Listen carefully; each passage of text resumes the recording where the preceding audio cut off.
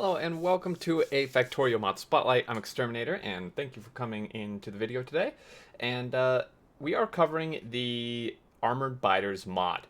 And this one has been around for a good while, over a year in fact, but I think it was very recently updated to 1.1. It seems quite popular and I've actually not spotlighted it before, surprisingly. So what this adds is some new biters and they're called snappers. So there's the same amount of levels of these as there are for normal biters. So there's small, medium, large, and behemoth of these. And they look kind of like crabs here a little bit. So these guys, the difference here is that these guys are pretty heavily armored. So they actually have laser resistance a lot more than normal biters. So like this has a laser resistance of 2 and 10%. That snapper opposed to the biter, which has basically none of anything at all. So these guys, if we look at these, they actually have a small resistance to everything, and then of course the big ones have more resistance, etc., etc. Now these spawn at the same level as the equivalent biter. So whatever evolution medium biters spawn at, it will also spawn medium snappers. They don't replace biters. It's an addition to. And these guys just make building your defenses a bit more interesting, right, and potentially difficult.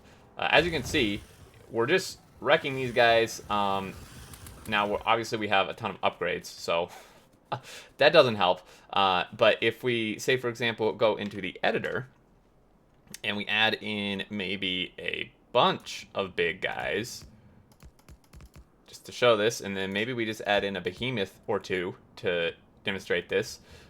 Let's do that. And if we look here, these guys, the behemoths, have quite a lot of resistances. So they have 10 laser, 10/20%. Physical is 12/25%. Quite high fire, 40% fire resistance.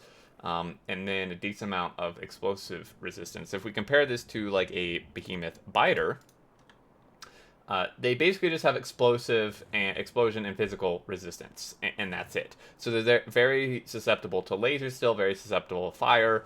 And if we just quickly compare like a big biter to the big snapper here, again, same thing. Very little explosion, a decent amount of physical, but you compare it to this, and you know, fire would still do a decent amount and stuff, but overall, just harder to kill. But they are slower, so that's also something to keep in mind.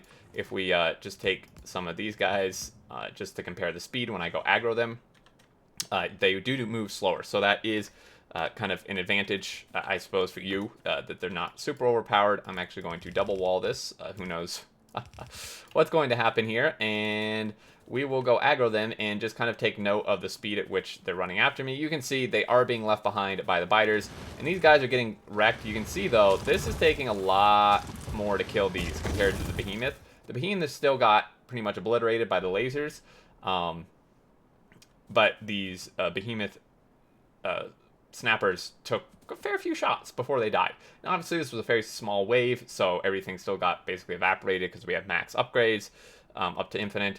But I think it is cool. It just adds, you know, some more variety to late game, and just in general to biters, because again, there's small ones that will spawn. As you can see, there's some naturally spawning here. Just some more variety to the biters.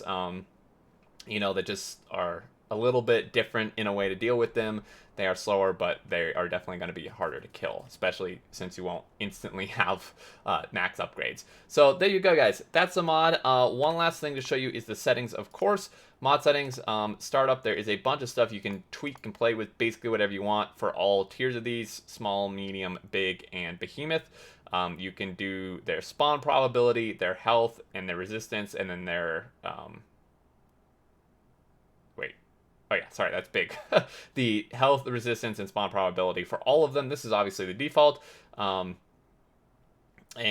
this can't be changed while you're like in the game, like in a save here. So you would have to back out and do that.